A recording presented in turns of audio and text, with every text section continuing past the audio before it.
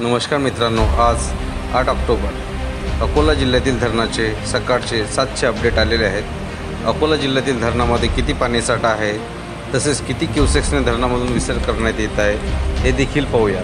त्याआधी आपण Maharashtra dams information हे मराठी न्यूज चॅनल पहिल्यांदाच पाहत असाल आणि अजूनही चॅनल सबस्क्राईब केले नसेल तर सबस्क्राईब करा, जेणेकरून आमचे अपडेट आपल्याला लवकरात लवकर मिळतील।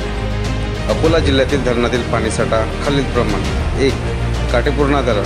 काटेपूर्णा धरण सद्यस्थितीला 100% इतके भरलेले आहे। 2. वान प्रकल्प। वान प्रकल्पातील पाणीसाठा 99.17% इतका आहे। 3. मोरणा प्रकल्प। मोरणा प्रकल्प 100% इतका भरलेला आहे। मोरणा प्रकल्पात सांडवा 9 सेंटीमीटरने आणि 9.98 क्युमेक्सने नदीमध्ये विसर्ग करण्यात येत आहे। 4. निर्गुणा प्रकल्प। निर्गुणा प्रकल्प 100% इतका भरलेला आहे। निर्गुणा प्रकल्पात सांडवा 1 सेंटीमीटरने 0.090 क्युमेक्सने नदीमध्ये विसर्ग करण्यात येत आहे। 5. उमा प्रकल्प। उमा प्रकल्प 100% इतका भरलेला आहे। उमा प्रकल्पात सांडवा 2 सेंटीमीटरने आणि 1.68 क्युमेक्सने नदीमध्ये विसर्ग करण्यात येत आहे। 6. दगडपारवा प्रकल्प। दगडपारवा प्रकल्प 100% इतका भरलेला आहे। 7. पोपटखेड प्रकल्प। पोपटखेड प्रकल्पातील पाणीसाठा 99.53% इतका आहे।